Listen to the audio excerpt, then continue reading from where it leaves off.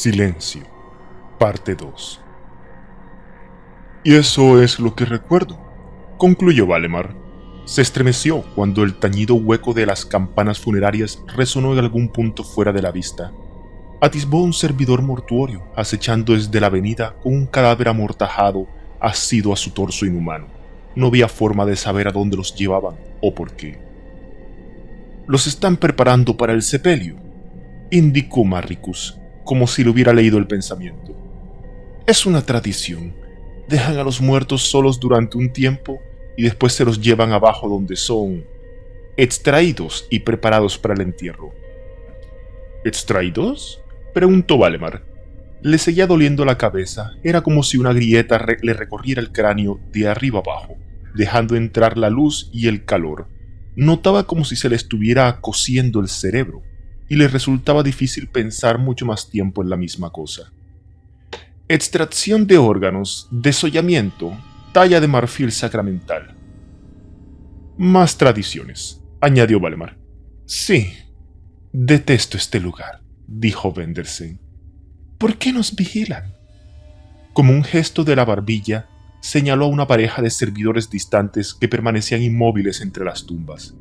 Los autómatas los estudiaron con sus ojos rojos, sin párpados, antes de echar a andar en direcciones opuestas. Pronto se perderían entre la niebla ascendente. La única señal de su presencia era el tintineo de las campanillas. «Puede que estuvieran escuchando la historia del comisario», comentó Marricus. Se rascó el pecho y por un instante Valemar creyó ver que algo se movía bajo la túnica del hombre, pero solo había sido un juego de luces. «A mí me ha sonado más a confesión», replicó Vendersen. «Creo que tenían razón.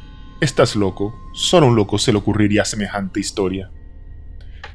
«Tal vez no», adujo Marricus. «En mis viajes he oído cosas más extrañas». «Apuesto a que sí». La mujer se pasó la mano por el pelo y mientras Valemar la miraba, de repente no pareció ella misma, sino algo roto, rojo y muerto. Una fila de dientes sonrientes en una máscara de carne desgarrada. Tenía los brazos empapados de carmesí hasta los codos y había sangre por todas partes. Él sacudió la cabeza para alejar esa imagen. «¿Qué pasa?», preguntó ella. A Valemar le pareció percibir algo en su voz. Se estremeció y se percató de que se había quedado mirándola fijamente. Ella cerró los puños. «¿Qué estás mirando?». «Nada», contestó, mientras se frotaba las sienes. «Vamos a escuchar la tuya, ¿eh? Yo te he contado lo que recuerdo. ¿Qué recuerdas tú?». Ella apartó la mirada. «Yo... Es lo más justo. Él nos ha contado su cuento», intervino Marricus. «Entonces, ¿por qué no lo cuentas tú, sacerdote?», le espetó ella. «¿De qué tienes tanto miedo?», inquirió Valemar. Estuvo un rato sin responder, pero al final, con voz vacilante, empezó a hablar. La mujer en las paredes, de Phil Kelly. «Incapacitadla», dije yo. Esas fueron las palabras exactas. «Incapacitadla». Dicen que nunca debes fiarte de los Zaflar. Hasta esa palabra es una maldición para nosotros. Los Noctai. Pasad 10 minutos en una misma habitación con esa escoria adicta a los estimulantes y terminaréis manchándoos con muchos menos posesiones materiales de las que teníais al entrar. Si tenéis la desgracia de encontraros con mis viejos compañeros de trinchera de la 270, puede que ni siquiera logréis salir. Debería haberme imaginado que esos idiotas terminarían yendo demasiado lejos. Una legión de convictos nunca deja de ser una legión de convictos. Diga lo que diga su preciado gran perdón. Puede que en el fondo supiese que volverían a ser de los mismos, que siempre, si los dejaba sin supervisión. Puede que les pagase por eso, porque entonces podría fingir no ser la culpable. Típico de Leana, como Maricel solía decir, como si esa petulante sangre azul y yo fuésemos amigas. No lo éramos. Imagino que es muy fácil verlo con tanta claridad tras el suceso. Maricel Torne era comandante de campaña en el 337º Noctae, por el amor de Terra. Es evidente que no habría aceptado la derrota sin antes partir unas cuantas cabezas. Solo tuvo suerte de que nadie más se diese cuenta de lo que en realidad estaba ocurriendo. Técnicamente, mi expediente sigue siendo intachable, aunque apenas pueda dormir un carajo estos días. Debería haber sabido que montarían el espectáculo en la única misión en la que de verdad necesitaba que fuesen sigilosos. Lo que más vigoriza a los perros químicos, aparte de los narcóticos estimulantes y trapichear en el mercado negro, es sentirse subestimados y, por encima de esos, ser impredecibles. Les encanta, los extasia, ocultan su astucia y sus habilidades tras el hecho de que todo aquel que combata a su lado los tacha de ladrones, maleantes y lunáticos, e incluso de caníbales. No sin razón, supongo. Algunos han recurrido a ello en los malos tiempos, según me consta. A veces en el frente no hay otra alternativa. Yo desde luego no lo hice cuando nos encontrábamos en las montañas de Herod, famélicos y desesperados. Aquella vez me gané el respeto de las 270 con todas las de la ley. ¿Y qué es lo que hicieron mis sabuesos de guerra? En cuanto los necesité de verdad, se mearon en la alfombra. Los adictos son fáciles de manipular hasta el momento en que dejan de serlo. Pero los escogí por una razón. Los Savlar son implacablemente efectivos del Militarum. De la cabeza a los pies, y los he utilizado en incontables ocasiones del pasado. Aquellos que los han visto combatir saben que son algunos de los asesinos más despiadados juntos a los que uno podría luchar, aunque Maricel no lo habría comprendido. Esos superiores que solo tienen olfato para el dinero nunca se rebajan a pelear en las tropas entre los campos de cadáveres. Si lo hubiesen hecho, tal vez seguiría con vida, aunque solo fuera para vivir como una pordiosera con el resto de nosotros. La primera capitana Maricel Torne había servido al lado de los primogénitos de Vostroya, los nobles ventrilianos e incluso junto a los vulva de la élite mortiana. No poseía ni una sola cicatriz que demostrase los 15 años de su estelar trayectoria, pero eso no impedía que diese la tabarra con sus patrañas, como si fuese una heroína de guerra en un banquete celebrado tras la victoria. Por los dientes del emperador todavía me pone la piel de gallina recordar cómo adornaba sus discursos con términos como metaestrategia y regimientos distinguidos. Para mí, esos son regimientos en los que te preocupa más qué cubierto de plata vas a usar en la cantina que la ubicación de las ametralladoras del enemigo. ¿Qué más da cuántos hombres envíes para enfrentarse a obstáculos imposibles cuando el soufflé de frutos verdes se está enfriando? Seguro que ella encajaría de maravilla con esos memos sobreprivilegiados. Me he enterado de que Jeken Otto, uno de los chicos del Noctai, llamó una vez a Maricel Torne el Ángel. Casi vomito. En lugar de eso, presenté contra él unos cuantos cargos poco precisos de blasfemia grave y me aseguré de que se pasase una semana limpiando letrinas. ¿Alguna vez en su vida habían entrado siquiera en combate esa mujer? ¿Acaso había limpiado una bayoneta manchada de sangre y pelo? ¿Había arrancado algún ojo u olido el hedor acre de una celda quemada por los disparos láser? Lo dudo mucho. Sinceramente, no. Ella se limitaba a pasear por las altas esferas, embriagada por el aroma de su propio éxito. Yo trabajé duro para llegar donde estoy ahora. Tardé 30 años colmados de sangre, muerte y pesadillas. ¿Y sabéis qué? Quedé en segundo lugar. Otra vez. Te pone enfermo, de verdad. Lo bastante como para hacer algo al respecto. Cuando una bala rebelde le reventó el pecho al comandante de campaña, Volgurtin, hice todo lo que estuvo en mi mano para ser su sustituta. La decisión se dividía entre Su Alteza Imperial y yo. Trenar me dio a entender que no había nadie más. Como rata de puerto Noctai de casta y cuna que soy, tenía una ventaja importante sobre Maricel Torne. Aguante. Aquella semana debí de andar cientos de kilómetros, e incluso más, sembrando las semillas de mi propio éxito. Pero es bien sabido que nosotros los perforadores Noctai nunca nos rendimos, y esa es una de las características particularmente ciertas en las mujeres. Mi vieja compañera de trinchera, Vitzdedstad, Me dijo una vez que yo ayudé a cimentar esa reputación a lo largo de los buenos y malos momentos de mi carrera profesional. Es un recuerdo que atesoro desde hace tiempo. En cualquier caso, no me gusta estar quieta, especialmente cuando voy contra reloj.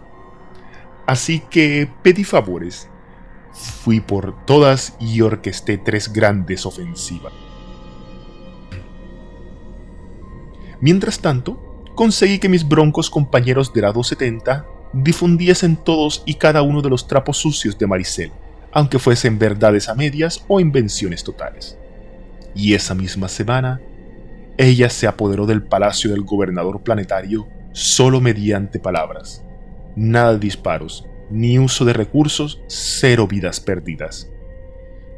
Genial. Una vez más logró reforzar su imagen de santurrona.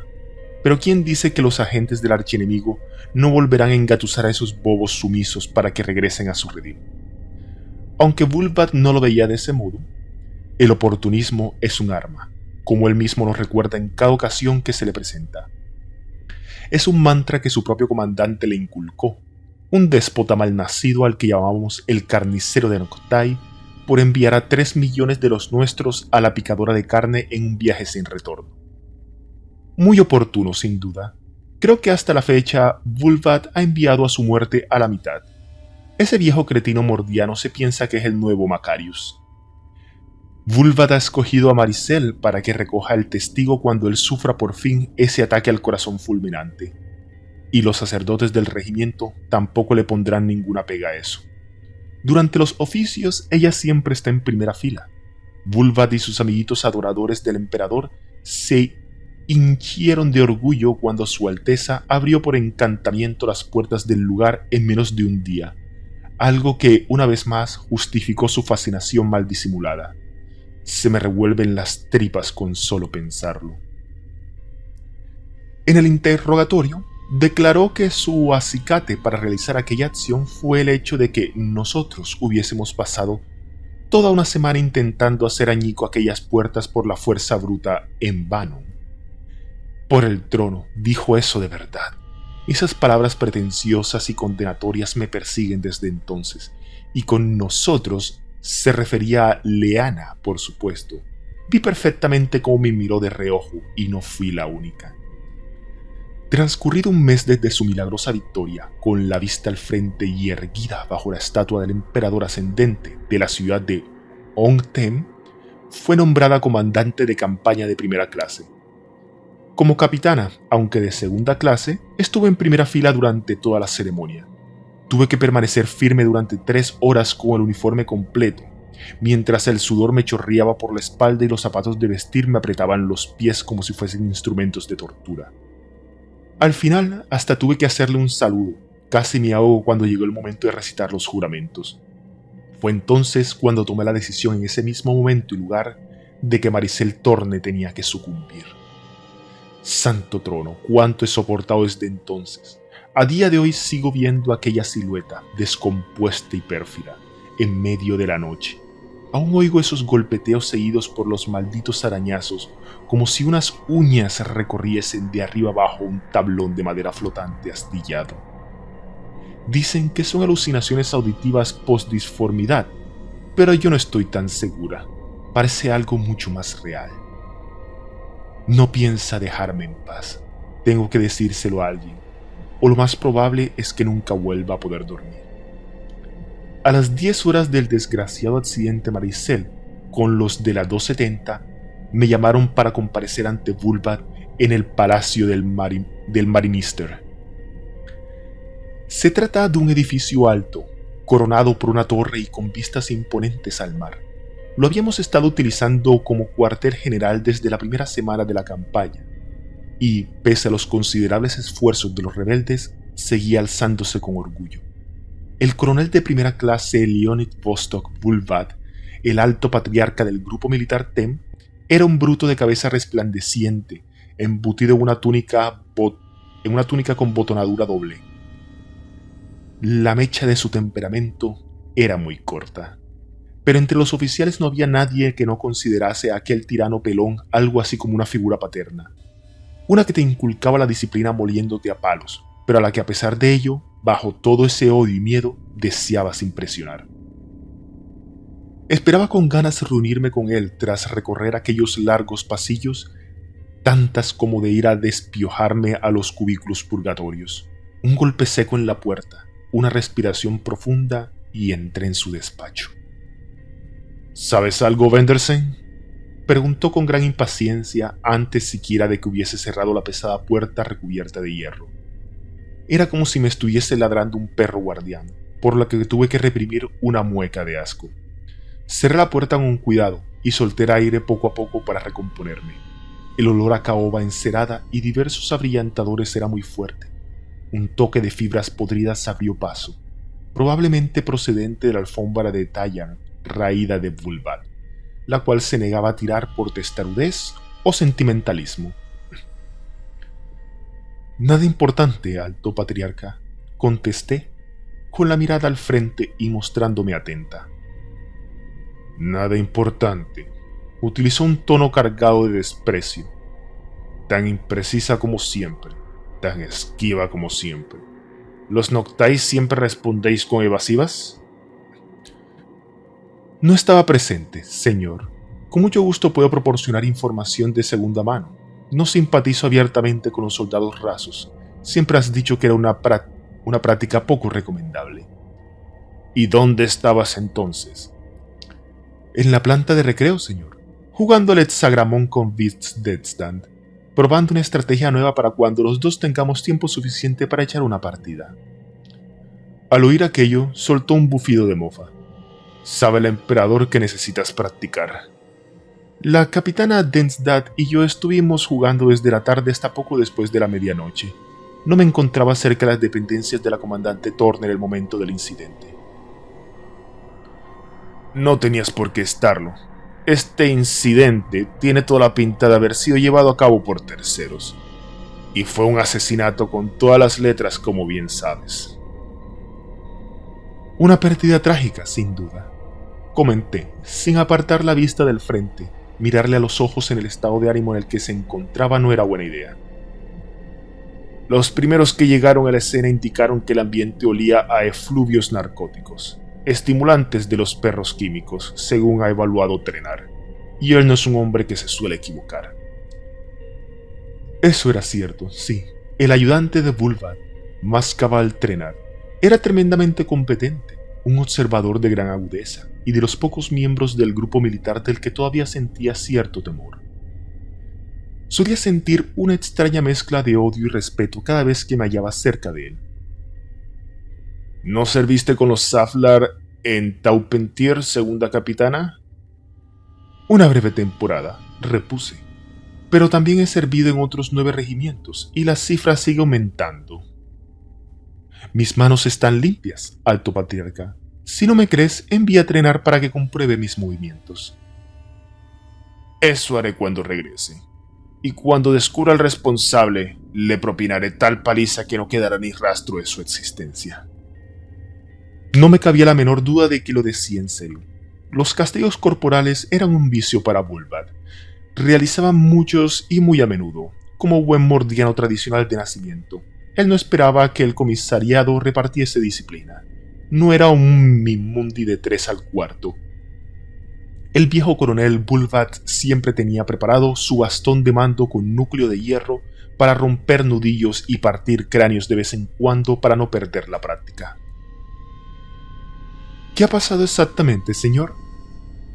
Ya me extrañaba a mí que no lo preguntases, comentó escudriñándome de arriba abajo. Tendieron una emboscada a la comandante de campaña Thorne en sus aposentos. ¿Cómo? ¿Quién? Los perros químicos, mujer. Lávate los oídos por el amor del dios emperador. ¿En plural? Sí, plural. El equipo médico halló 4 tipos de sangre distinto en las salpicaduras. Encontraron grandes cantidades encima del escritorio, sobre el camastro en el suelo empapado. Ese es el término exacto que usó Trenar. ¿Qué hicieron? ¿Golpearla? ¿Dispararle? Consiguieron entrar en su habitación con un código de acceso robado, mientras ella dormía. Según la inspección preliminar que realizó Trenar de la escena, le rompieron las extremidades antes de matarla. Las 4. Por el trono. ¿Por qué le hicieron eso si iban a matarla luego? Dímelo tú, Vendersen. ¿Intervino alguien más? No que yo sepa. Nadie ha confesado nada. Noté que la tensión que me oprimía la garganta disminuía un poco. Yo diría que sí, se mofó él con una risa más cargada de dolor que de burla. Puede que nuestra Maricel fuese pequeña, pero era temible si se las arrinconaba. ¿Seguro que han sido los perros químicos?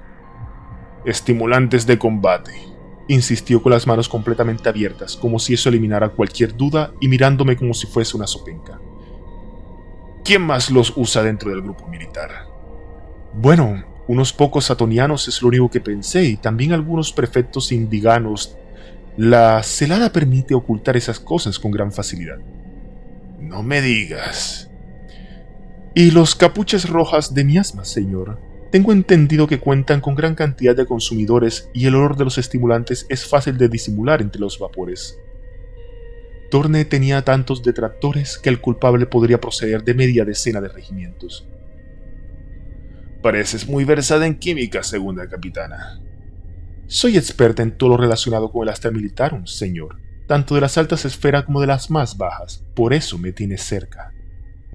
Sabe el emperador que no es por tu respetuosa conducta. El vejestuario se revolvió en su asiento.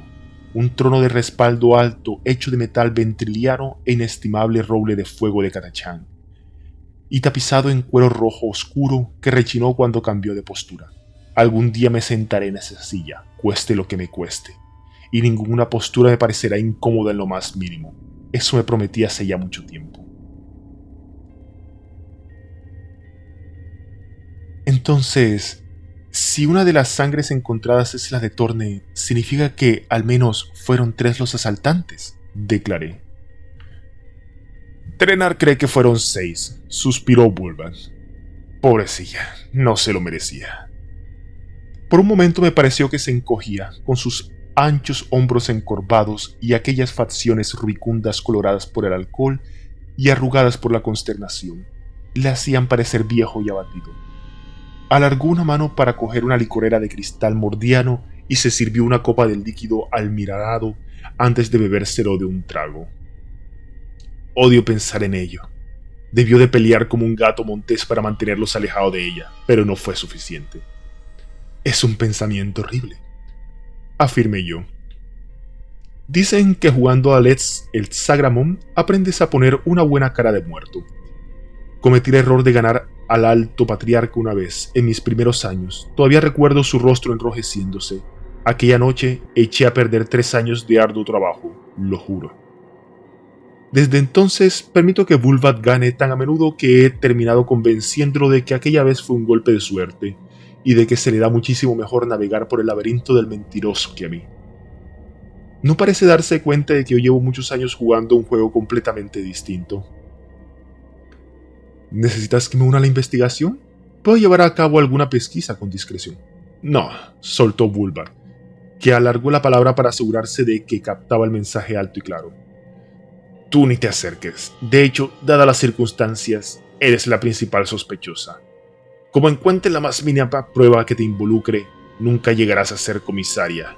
Yo mismo te ejecutaré. Señor, articulé mientras abría las manos. No soy estúpida. Sí, confiaba en superar a la comandante de campaña Torne en la próxima zona de guerra. Puede que incluso desacreditarla si surgía la ocasión. Llevo mucho tiempo deseando alcanzar su mismo rango, pero nunca permitiría que matasen a una compañera de la guardia y menos todavía a una de los míos. A fin de cuentas, se dice que las mejores mentiras son las que se basan en la verdad. Nunca dije que la mataran. Ya sé que no, Leana, contestó el coronel. Ni siquiera tú te rebajarías a recurrir al asesinato. Sentí que algo se retorcía en mi interior, pero mi rostro era como el mármol esculpido. Dejé que transcurriesen varios segundos mientras miraba por el rabillo del ojo como Bulbat observaba la nada. Señor, ¿sigue siendo Onten un escenario operativo para la rendición del gobernador? ¿Qué? Exclamó y volvió a centrarse. Sí lo es, pero nos encontramos en la cúspide de la victoria. 1 o 2 empujoncitos más y nos haremos con todo el perímetro. Maricel conquistó toda la capital solo con palabras, ya lo sabes. Apuesto a que nos ahorró unos cuantos miles de armas. Eso dicen todos. Apunté. Hice todo lo que pude por sonreír con pesar. El regimiento no será el mismo sin ella. ¿Te ves capaz de volver a izar los estandartes imperiales en esta ciudad, Vendersen? Estoy en ello, contesté. Cogí una placa de datos de la parte trasera de mi traje de faena y pulsé el botón que la activaba con el pulgar. He aislado su base secundaria y mi pelotón está listo para saciar tajada de ello. Apareció un mapa de Ontem escrupulosamente marcado con los hallazgos que había realizado durante aquellas últimas semanas. Vulvat frunció el ceño y sus cejas blanquecinas se toparon. La tenue luz de la placa bañó sus facciones con una claridad amarillenta. En pocos segundos, quedó absorto en las maniobras de bloqueo y yo ya estaba a punto de alcanzar la libertad que conferían los pasillos del palacio. Tenía muchas cosas que hacer y nada más se me presentase la oportunidad iba a ponerme al día con unos viejos amigos. La sargento Bernit y sus compañeros de la 270 aparecieron tarde en el hangar, lo bastante tarde como para hacerme entender que no me tenían miedo, pero no tanto como para que tuviese que darles ejemplo con 1 o 2 de sus hombres u obligarles a marchar con las manos vacías. Los Zaflar y yo caminamos sobre una cuerda floja, pero llevamos tanto tiempo haciéndolo que conocemos muy bien su nivel de flexibilidad. Dicen que los perros químicos son conocidos por cumplir con su trabajo sin rechistar. Yo pude comprobar la verdad de aquella afirmación con la primera instrucción que le di a Taupentai. Tienen fama de ser aves de mal agüero, y además reaccionan con suma brusquedad cuando alguien les intenta dar órdenes. Pero partirle el cráneo a la persona indicada puede ser suficiente para enderezarlos a todos. Recuerdo como si fuese ayer el primer día que me reuní con Bernit y su escuadrón, abajo en la plataforma de mantenimiento, uno de los mejores. A medio camino hacia la inevitable guerra de mundos que se avecinaba, cogí un martillo de carpintero, al mismo tiempo que Jacobsen hacía un comentario grosero sobre el hecho de que los palurdos marinos de Noctain tuviesen permiso para usar armas. Tumbé en el acto aquel saco de grasa y piel, un golpe contundente en la sien con la parte plana de la herramienta, con la fuerza suficiente para rajarle el pellejo sin necesidad de llegar a un juicio militar. Hubo un montón de sangre y también un sinfín de carcajadas por parte del resto del escuadrón cuando el hombre lo embadurnó todo al intentar recuperar el equilibrio. Tragedia y comedia, todo a la vez. Bernit fue la que más se rió, profiriendo verdaderos ladridos de hiena. Nunca permitió que los grandes bueyes olvidasen que podían ser abatidos por alguien con la mitad de su peso. La 270 dejó de cachondearse de mí después de aquello. Mantenerlos atiborrados de estimulantes fue muy fácil. Todavía cuento con un buen puñado de contactos y mis antecedentes con el equipo médico son una buena fuente que nunca se seca. Combinando mi rango con mi influencia en el mercado negro, logré tener a los Zaflar comiendo de mi mano durante años, pero siempre supe que algún día me atacarían solo por mera maldad. Y mira, por dónde me dejaron en la estancada justo en el peor momento posible. Hasta su forma de caminar me irritaba, con esa mezcla de indiferencia escurridiza y sumisión rencorosa. Evitaban el contacto visual, no por miedo, sino con la excusa de que cualquier otra cosa era mucho más interesante. «¡Aquí estás!», exclamó Bernit, tras emerger de la sombra de un cazalighting decomisado. Se coló dentro del centro de mando abandonado que yo estaba usando para mis encuentros. Como la mayoría de los Zaflar originales, ella estaba químicamente calva. Lucía la marca con forma de flecha negra de su antigua vida de convicta en una zona destacada de su frente. Tenía la nariz rota y también una sonrisa torcida en el rostro. Parecía más delgada que la última vez que la vi, pero nunca antes había asemejado tanto a un pedazo de cecina seca. «Aquí estoy», contesté yo, y abrí los brazos como invitándola a que me atacase. Ella me ignoró. Sus ojos, de un azul grisáceo, recorrieron e inspeccionaron cada rincón de aquella habitación con las paredes cubiertas de cogitadones. Al no encontrar nada más peligroso que el polvo, hizo un gesto al resto de su escuadrón, y Jacobsen, Doyle y Gruete dieron un paso al frente con aire desgarbado. Los ojos de Bernit se fijaron en el arcón medio que había tras de mí. Entonces, aquella sonrisa torcida suya se igualó al mostrar los dientes, cuyo esmalte pasaba de amarillo a marrón podrido mientras por fin me miraba a los ojos. Creíamos que igual habías muerto. Aspiró entre silbidos por su mascarilla respiratoria personalizada, y luego se inclinó torpemente como muestra de cortesía. De sus fosas nasales salieron unos hilillos químicos residuales, lo que me hizo pensar que un dragón conteniendo su fuego. Hemos echado de menos tus consejos morables, señoritinga. No me llames así, Verdi. Se encogió de hombros. ¿Dónde has estado, Vendersen? Tendríamos que habernos reunido contigo hace 2 días.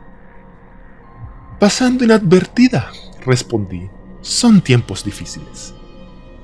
No para nosotros, intervino Groete, que surgaba los dientes mientras él y sus compañeros entraban en el habitáculo. Era un especialista en lanzallamas extremadamente alto con la piel marcada por el acné. El hedor a Prometeum de su ropa manchada era incluso más repugnante que su olor corporal. Nos han destinado a otro alojamiento con montones de carne fresca que todavía no ha entrado en combate, y hemos comido de maravilla. En sentido figurado, claro está. Sonrió con socarronería y le lanzó una mirada a Bernie, como compartiendo una broma que solo ellos comprendían. Sacudí la cabeza con incredulidad. Siempre que surgía la oportunidad de recordarme los horrores que habíamos compartido en las montañas de Herod, Groete nunca lo dejaba escapar. «Qué lástima lo de la pobre Torne, ¿eh?», comentó Jacobsen, cuyas tripas se bamboleaban jubilosas en silencio. «Supongo que sabrás que la incapacitamos bastante bien». «¿Y por ti?». Junto a aquel hombretón, la sanguijuela de Doyle levantó un dedo y fingió que se rascaba la garganta con él. Su protuberante mandíbula y su cornitilla captaron la luz. «Está muerta», explicó Jacobsen, para dejarlo bien claro. «Por la gracia del emperador», expresé yo. «Lo de ser sutil no va contigo, ¿verdad, Jacobsen? ¿Quieres otro mazazo?». La sonrisilla del hombretón se esfumó y sus ojos se entornaron, como si el rencor le hubiese amargado el ánimo.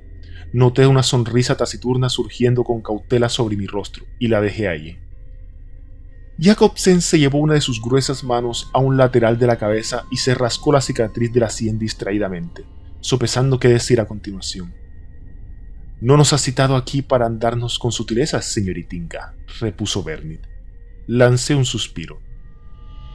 «¿Me vais a contar qué es lo que ocurrió por el gran vacío?». «La cosa se complicó», explicó Groete con los hombros encogidos. «Estaba despierta y era algo más fuerte de lo que aparentaba. Peleó como una jabata». «En vano», solté. Aquellas palabras escaparon entre mis labios antes de darme cuenta siquiera. «¿Qué dices?», preguntó Groete. «Nada. Erais 6 asesinos profesionales y yo os facilité el código de acceso para que entraseis por la puerta. ¿Cómo pudisteis meter la pata?». «Estaba sentada al escritorio trabajando en unos papeles», contó Bernie. Toda encorvada, fingió no habernos oído mientras nos colábamos, pero en cuanto estuvimos cerca se movió como una serpiente. También llevaba un abrecartas escondido bajo el brazo. «Un abrecartas», repetí con el tono más neutro que pude emitir. «Sí», confirmó Jacobsen. «Puck fue quien dio el primer paso. Ella esquivó el envite y le clavó el cuchillo justo a un lado del cuello con toda tranquilidad. La sangre me entró en los ojos al mismo tiempo que el pequeño Fernas recibía un codazo en la garganta». «¿Seguro que entrenasteis los dos con el mismo instructor militar?», apostilló Bernie, que me observaba con sus ojos fríos e inquisitivos. «El mío era mejor, así que Puck está muerto». «Puck está muerto», confirmó Jacobsen, que soltó un resoplido a través de sus gruesas mejillas. «Y el pequeño Fernas está más muerto todavía». «Increíble. ¿Qué le pasó a ese enano inútil?». «Fernas agarró a Torne de la rodilla», prosiguió Bernie. «Ella le arrancó el ojo con una mano mientras con la otra le sacaba la pistola láser de la funda y entonces le pegó un tiro por debajo de la mandíbula. Sesos por todas partes. Tendrías que haberlo visto». Movió su cabeza pelada e henchida de admiración. ¡Santo trono!, exclamé tras cerrar los ojos del asco. Y tú te quedaste allí con los brazos cruzados, ¿verdad? Bernie volvió a escogerse de hombros. Cada rango tiene sus privilegios. De eso va todo esto, ¿no? No mordí el anzuelos. ¿Y tú qué, Doyle? ¿Ayudaste en algo? Él negó con la cabeza. Era astuta y mortífera. De todos modos, nunca me cayó bien Fernas, así que dejé que ella hiciera lo que debía hacer. A ese mal nacido ceboso le gusta hacerse el duro, pero sé de buena tinta que hace dibujos al carboncillo de los adeptos astartes en su tiempo libre. La sangre de ese renacuajo lo manchó todo, reanudó Groete, con un susurro siniestro. Era como una fuente. No sabía que tuviese todo eso dentro. Soltó una carcajada breve y cruel antes de volver a toser con aspereza. Después de eso ya pudimos controlarla, continuó Bernie, aunque me gané unas cuantas heridas de guerra nuevas durante el proceso. Apartó el cuello de su indumentaria para mostrar varios moretones oscuros y un puñado de arañazos profundos que parecían infectados. No dejaba de revolverse y gritar. Podría haber despertado hasta los muertos, pero al final le rompimos los huesos uno por uno. De su cuerpo sobresalieron varios pedazos blanquecinos a izquierda y a derecha, como cuchillitos de porcelana. Chas, chas, imitó Jacobsen. Sonaba igual que la leña húmeda. Muy poético, dije yo. Se me revolvió el estómago, como si me hubiese bebido un litro de vinagre. Había visto muchos cuerpos destrozados en las trincheras, pero aquello por alguna razón era distinto. Groete asintió con la cabeza. Se volvió loca, igualito que un vástago de la disformidad. Los oídos todavía me pitan por la noche.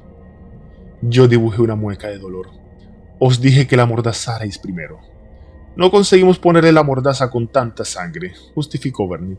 Aullaba como un demonio en su momento álgido, mordiéndonos y arañándonos tanto como lo era posible. Hacía tanto ruido que tuve que ponerle fin a su sufrimiento con mi bayoneta, antes de que apareciese alguien más. Golpeteó el rifle láser que colgaba de su hombro. Dejamos algunas manchas de sangre intactas como prueba de lo ocurrido, señoritinga. Te he dicho que no me llames así, repliqué con tono hostil. Bernit se rió. No puedes negar que tienes tanto de hombre como de señorita. Me alejé de ella y me dirigí hacia Jacobsen, como si fuese a atacarlo a él. En cuanto el corpulento guardia dio un paso atrás, le propiné una cosa a Bernit en la pierna. Ella medio agarró mi bota con las dos manos para evitar que le pateara la rótula. Aprovechando que estaba con la guardia baja, me di la vuelta y le crucé la cara con el revés de la mano. Jacobsen aplaudió con gran lentitud. Bernit escupió un diente y manchó la cubierta de sangre. «Tranquila, oficial», dijo ella con una sonrisa impregnada de escarlata. «Tienes mi más profunda amargura, si te sirve de algo». Se metió otro chute con la máscara respiratoria, volteó el cuello y empezó a dar saltitos como un pugilista. «¿O prefieres otro asalto?» «Con la amargura me conformo», contesté. «Por ahora mi apariencia no es de tu incumbencia, pero si puedes ahorrarte todos esos vitiperios durante 5 minutos, os encargaré un trabajo, uno que ni siquiera vosotros podréis estropear. La recompensa de siempre y todo lo demás. Un 1,8 más de lo habitual, la mitad por adelantado». Acaricié el arcón médico que había arrastrado hasta el hangar. Me habría encantado verle la espalda al desequilibrado al que se le hubiese ocurrido cargar con él hasta aquí. Un 1,8, jadeó Groete, cuyos ojos llorosos se iluminaron tras los anteojos. Giró la cabeza y aspiró su propia máscara como anticipo de la plétora de estimulantes que se avecinaba. Me apunto, sea lo que sea.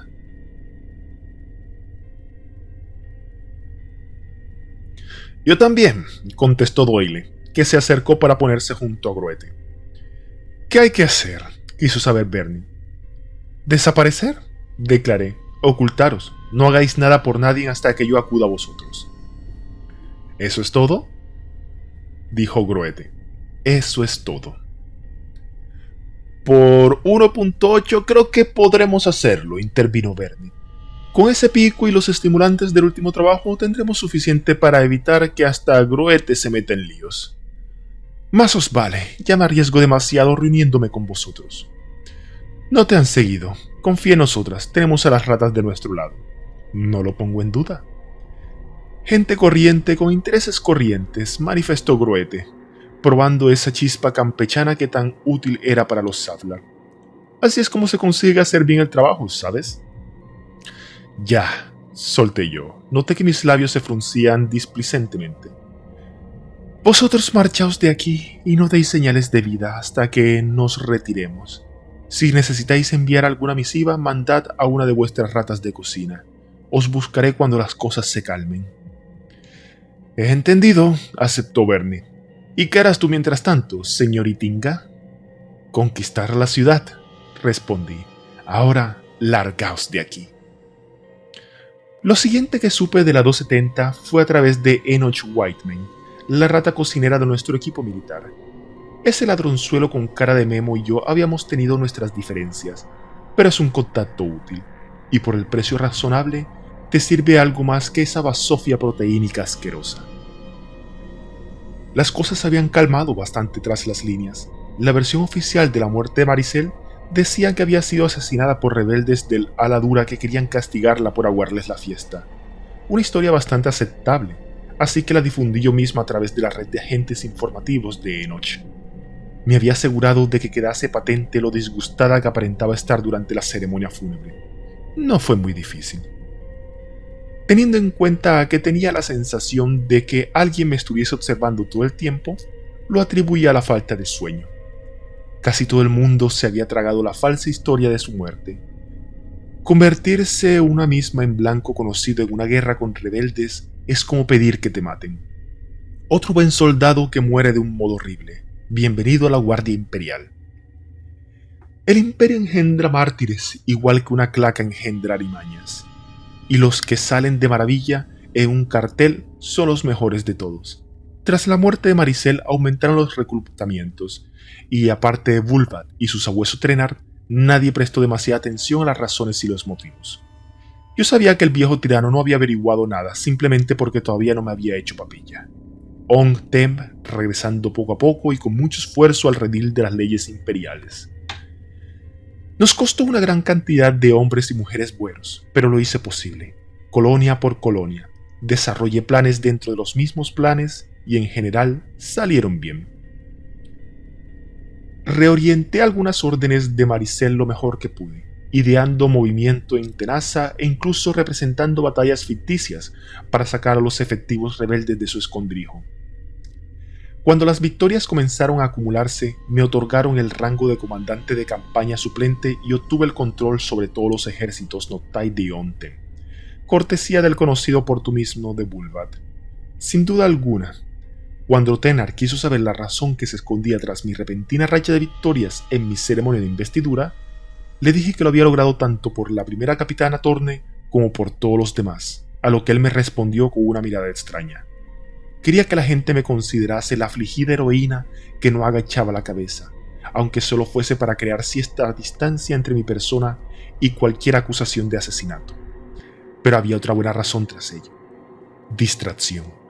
Me uní a los soldados en primera línea de batalla tan a menudo como me era posible, y arrebaté alguna que otra vida cuando los rebeldes se ponían peleones.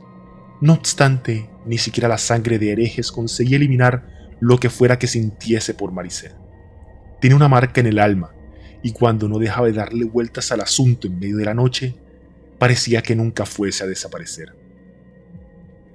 En mis apacibles ratos de soledad en el Strategium, observaba el umbral como esperando a que llamasen a la puerta, apareciesen rostros enfurecidos tras ella y me obligasen a marchar hacia el centro de ejecuciones. En la oscuridad de la noche, cada vez que permanecía en vela, sentía que alguien me estaba mirando. Decía que era incapaz de estar tranquila, es quedarse corto.